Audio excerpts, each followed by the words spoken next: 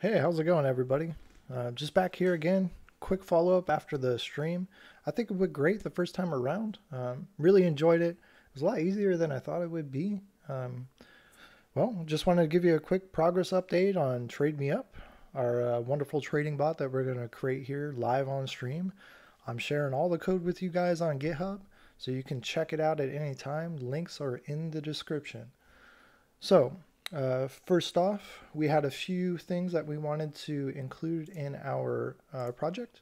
Just initial design ideas. I would love your guys' feedback. Please leave comments. Let me know how I can improve.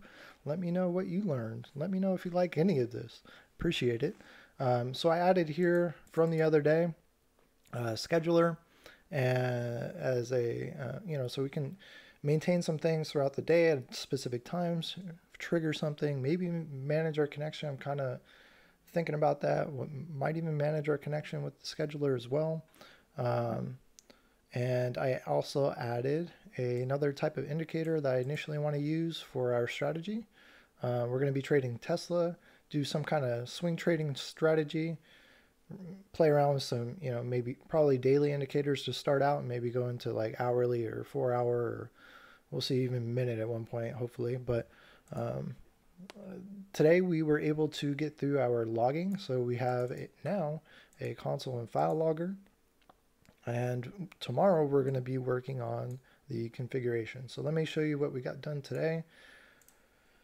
Got a lot done in 1 hour, I think. So we created a couple projects here in the initial solution. So now we have a solution, Trade Me Up. We have a logging, runtime, and terminal project that were created. Terminal is going to be our entry point. So we're going to be running the terminal to start our program. We separate out the runtime. That's going to be the meat of how we're actually making trades, where it loads our strategies, how it maintains connections, all that runtime. So we're going to keep that in there. May have the scheduler separate. Not sure on that yet, but we'll stick with that. So runtime has nothing in it. We got nothing done in the runtime today. No big deal. We got the most important part in my mind, so we can figure out what our program is doing on a consistent basis. Logging. So we added logging. So we created it with a pattern that I used in the past a few times. Not sure if it's the greatest implementation. I definitely like some feedback on it. So we created a factory. We used a factory pattern. So we have a factory here. We're going to be able to kind of create a collection of loggers and have different channels for those. So our factory can actually be returned as a logger, and then you can start calling these delegate channels to log information to what we created, console and file. Maybe more in the future. We don't have a database. We don't want to do Windows logs at the moment, so we just do file and console. I like it. We added some helper functions in here. So we can define the logging level at the creation of the object. So, methods. I always say functions. Still stuck on PowerShell logging methods because they call them methods in C Sharp. And we have an interface for defining what we need to have in a logger. The enum for the logging level. The base level information, debug, and verbose. And then we have our file and console implementations. We did console first. It was pretty easy to implement. So we just have a logger here that we don't actually use, but we could just assign it to this object console and then call logger console, but we're calling console directly. I'm not sure if there's an issue with that. We'll have to revisit it, but we'll just use console for now. So we just defined a class, took in our interface iLogger, which tells us we must implement information, debug, warning, error, and verbose, which we did. And then each of those, so when you initialize the object, you can set the logging level. And again, you can create these loggers separate as well. You don't have to use the factory. That's kind of why we just had it as a separate class. So we did add a message lock, so that way we don't step on each other when we're trying to change the console colors if we're logging really fast using async. I'm not sure, again, if that's the best way to do it. Love some feedback. So we can log information. We do change the colors: magenta on debug, yellow on warning, red on error, verbose gets a blue color. And then we also check on our logging levels for each of these as well. So if we are logging level verbose, well, hey, we're going to log verbose messages. Debug is only going to be debug or higher, so debug or verbose. And then information, well, that's going to be all the time. So that's our minimum level. File logger looks pretty much the same. This one's a little more custom because it is using a third-party file logger. We did not implement our own. That would take a really long time, and there's a lot of great ones out there. I like Log4j. It's pretty simple to use. It's easy to set up, and it just works. And I really like the rolling log file functionality. That allows us to, what we selected, roll the log file on the day and also on the file size. So we won't get these huge log files. I doubt we'll ever set the maximum that we set it to, but let's run through it here real quick. So again, we have a logger that's initialized here. We didn't use it in the other one, like I said, for the console, but we do use it here for the file logger. We have a logging level for this particular instance. And we have a lock as well, so we're not stepping on each other's calls. And then in the constructor for the file logger, this is where we kind of define what we want our logger to look like. So scroll over here so you can see that. So we just create the hierarchy, and we define a pattern. So this is how our log is going to be output here.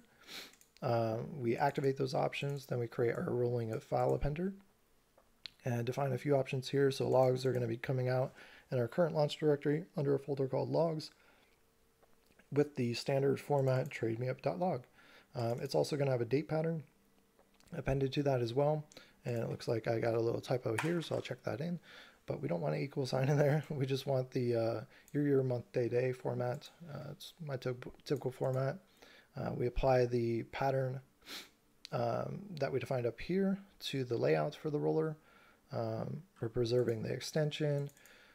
Max size roll backups 5.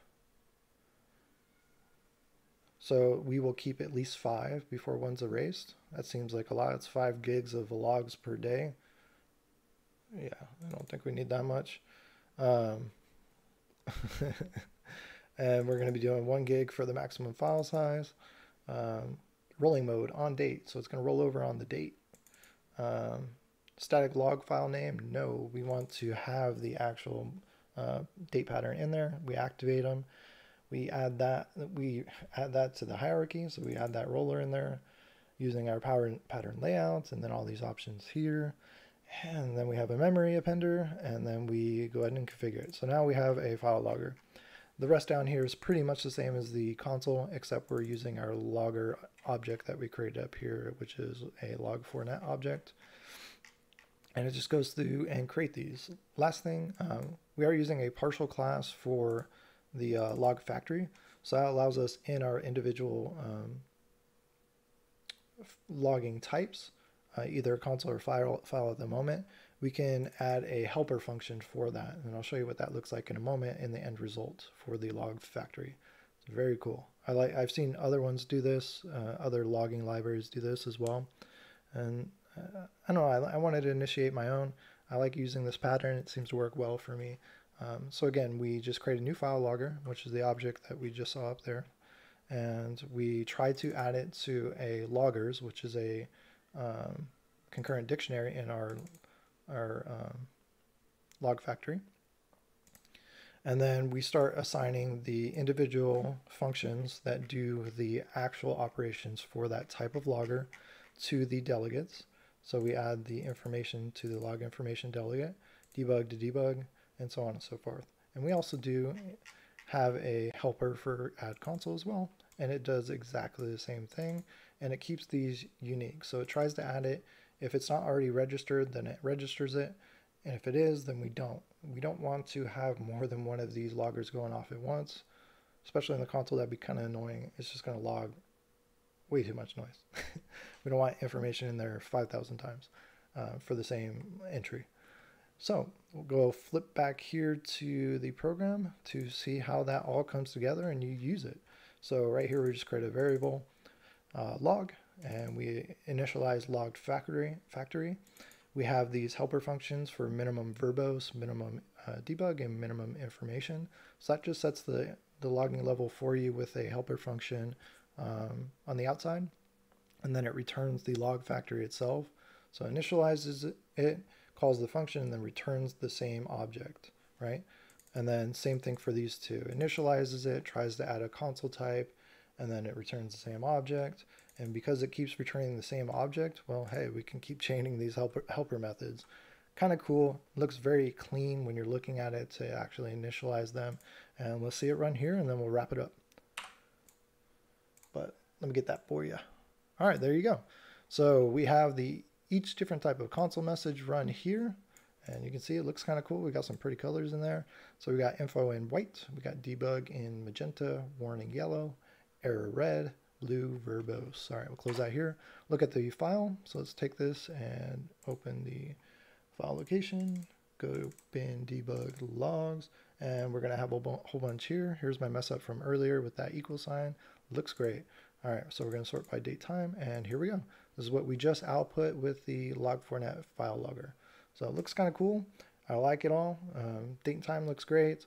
The thread information, what type of log message it is. So verbose, there is no specific type. We just do information. We might be able to tag on something in there. This I have to double back on and see if we want to be able to pass in the initiating location or the type where you initiate the logger from.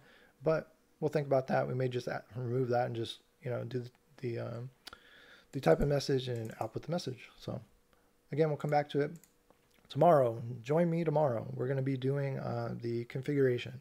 So we're going to be loading our keys from Alpaca into our application, so then we can then provide them to connect to the server. So that's going to be fun. We're going to be using some cool tools to load that configuration. We're going to save it in a JSON file. So if you want to see JSON configuration loading in C#, doing that tomorrow. Thanks again for joining, and have a good day.